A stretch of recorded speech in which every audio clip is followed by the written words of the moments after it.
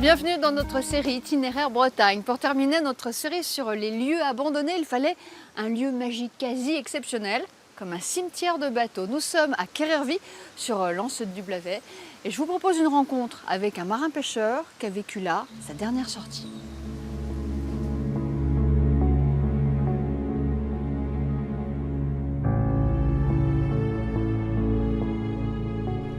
Éric Le Goff, patron pêcheur comme son père, ne pouvait plus naviguer.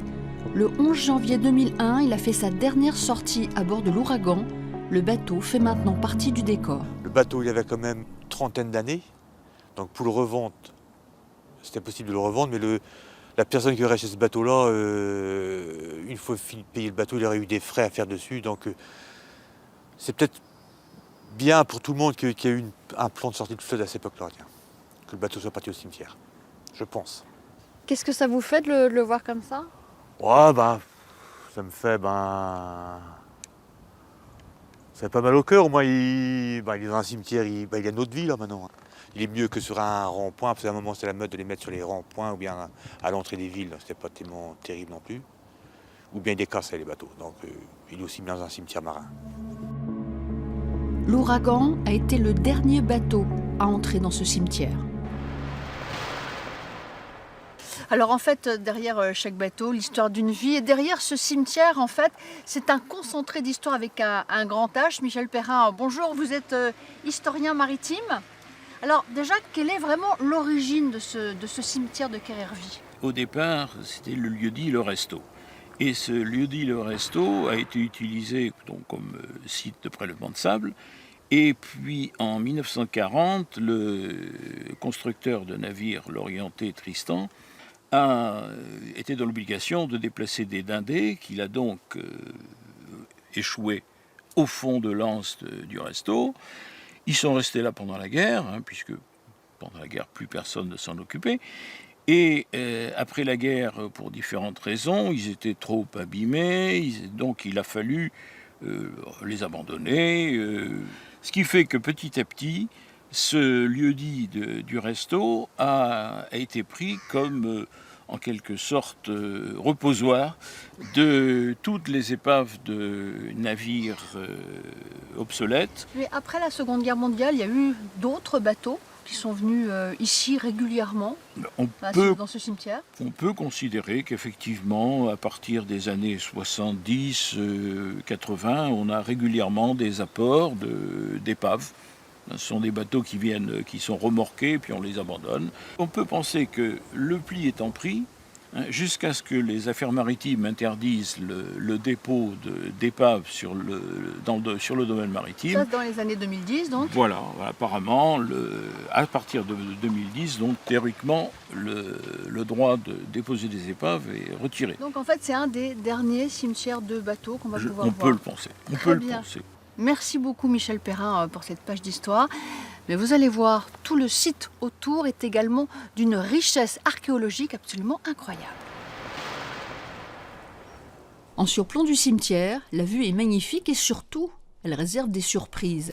Michel Lecolter ratisse régulièrement le secteur. Là, il ramasse non pas des cailloux, mais des bouts de tuiles de toit qui datent de 2 siècles avant Jésus-Christ. On a trouvé des salaisons gallo-romaines, du moins des viviers gallo-romains, ou des cuves faisant plus d'1 mètre de profondeur pour certaines d'entre elles, où les gallo-romains entreposaient leurs poissons.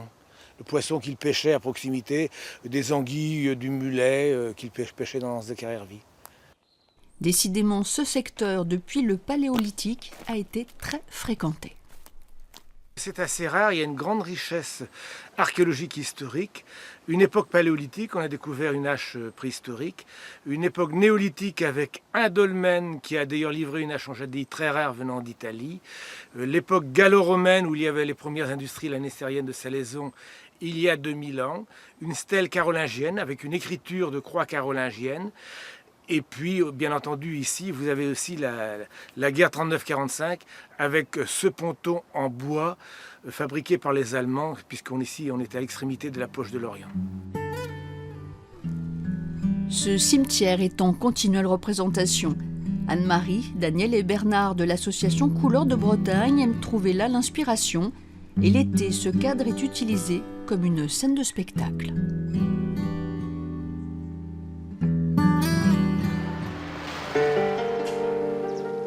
Il y a le ciel et la mer, le cimetière et ses fantômes, et depuis 18 ans, un festival devenu une référence en Bretagne.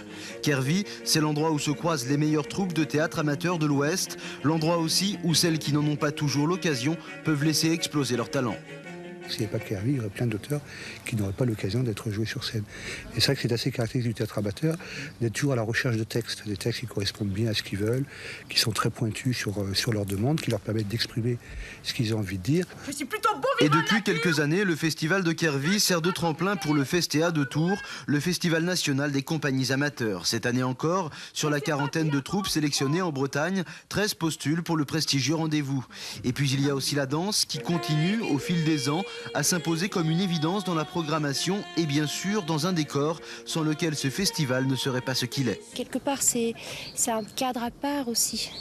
C'est à l'extérieur, mais c'est quand même fermé, quoi. On est dans une bulle ici. J'aimerais bien sympathiser, me faire des amis. Quand on me connaît, on m'aime bien.